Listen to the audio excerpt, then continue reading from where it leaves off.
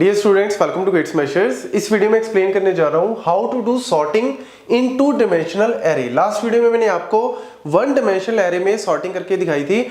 है तो बड़ा सिंपल सा कॉन्सेप्ट, कुछ भी नहीं है।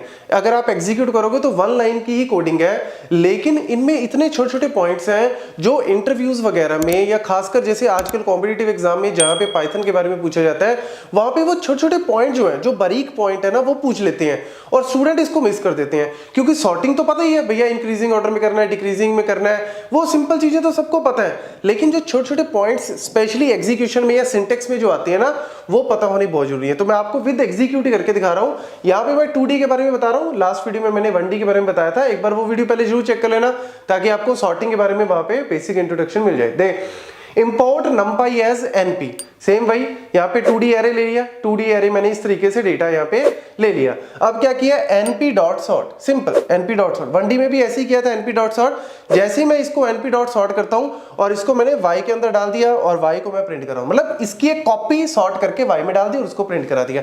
x एज इट इज है, x के अंदर कोई चेंज नहीं है। अगर आप x को देखोगे तो लो जी, x आपका एज इट इज ही है, जो यहां है वही यहां है, कोई चेंज नहीं है। लेकिन अगर आप y को देखोगे तो y जो है वो इसका सॉर्टेड कॉपी। आप देखो सॉर्ट कैसे किया इसने, सॉर्ट देखो ध्यान से कैसे किया, रो वाइज।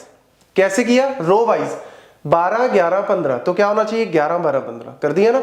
21 25 और 20, 20 21 25, 20 21 25, रो वाइज हर एक रो को सॉर्ट कर दिया इस तरीके से। ठीक है। अब यहां पे अगर आपके दिमाग में आए कि सर इसको कॉलम वाइज अगर करना चाहें तो क्या कर सकते हैं? हाँ, कॉलम वाइज भी कर सकते हैं। उसके लिए आपको क्या लिखना पड़ेगा, axis is equal to 0। By default ये क्या करता है, रो वाइज ही सॉर्ट करता है। बाय डिफॉल्ट क्या करता है, रो वाइज ही सॉर्ट करता है। लेकिन अगर आप कॉलम वाइज करना चाहते हो तो क्या लिखना पड़ता है, एक्सिस। आपको बताना पड़ता है एक्स एक्सिस या वाई एक्सिस जैसे होता है ना भाई, एक्सिस इक्वल टू 0। तो अगर आप 0 करोगे तो ये कॉलम वाइज सॉर्ट कर देगा। ये देखो जी, अब आप एग्जीक्यूट करो, अब देखो डिफरेंस आ गया। ये देखो जी, अब कॉलम को देखो, सिर्फ पहला कॉलम 12 21 18, तो पहले 12 फिर 18 21 होना चाहिए। तो देखो 12 18 21, दूसरा 11 25 27, तो ये तो ऑलरेडी सॉर्टेड ही है। 15 20 16, तो 15 16 20, तो ये देखो जी इस तरीके से कॉलम वाइज कर दिया।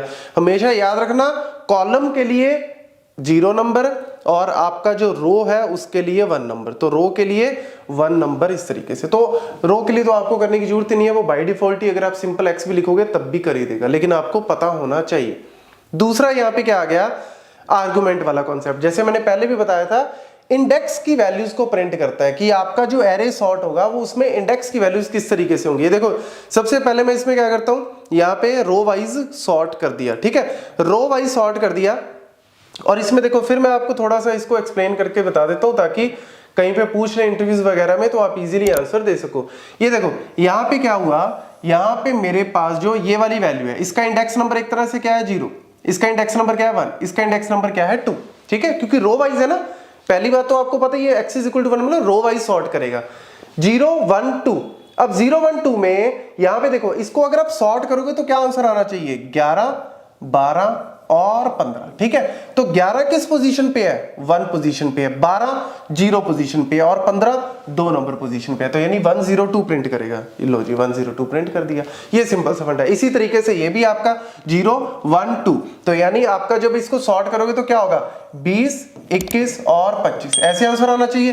तो 20 देखो कहां पे है, 2 पे है, 21 कहां पे है, 0 पे है और 25 कहां पे है, 1 पे है। तो 201 आना चाहिए। लो जी 201 आ गया। ऐसे ही आप थर्ड को कर सकते हो। अब अगर मैं यहाँ पे चेंज कर दूं, लेट्स सपोज अगर मैं यहाँ पे चेंज कर दूं कि एक्सिस इज इक्वल टू, मैं यहाँ पे कर दूं 0, एक्सिस अगर मैं यहाँ पे क्या कर दिया 0, जैसे ही मैंने एक्सिस 0 किया यहाँ पे चेंज आ गया। अब एक्सिस इक्वल टू 0 का मतलब क्या है, एक्सिस 0 का मतलब है कॉलम वाइज इसने क्या कर दिया, सॉर्ट कर दिया।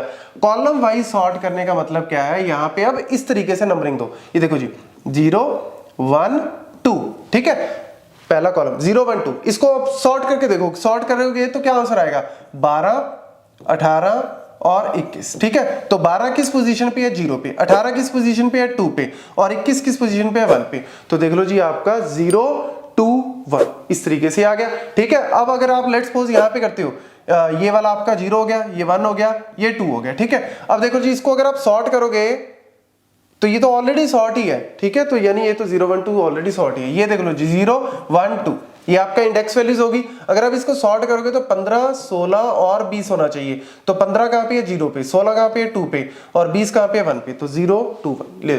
ये आपका जो है वो इस तरीके से इंडेक्स वैल्यूज को प्रिंट कर देते थे, ठीक है, जैसे हमने 1D में किया था, बस वही सिंपल सा कॉन्सेप्ट है।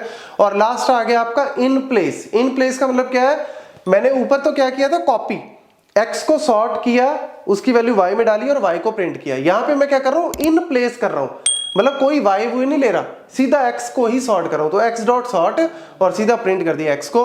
तो जैसे इसको किया तो यहाँ पे एक्स्ट्रा मेमोरी नहीं, उसी में ही इसने चेंज करके उसको सॉर्ट कर दिया। और करेगा कैसे, बाय डिफॉल्ट इसने रो वाइज, कॉलम के लिए करना है तो फिर आप वही एक्सिस की वैल्यू डाल दो। तो ये सिंपल सा फंडा है कि कैसे हम 2D में सॉर्टिंग करते हैं। Thank you.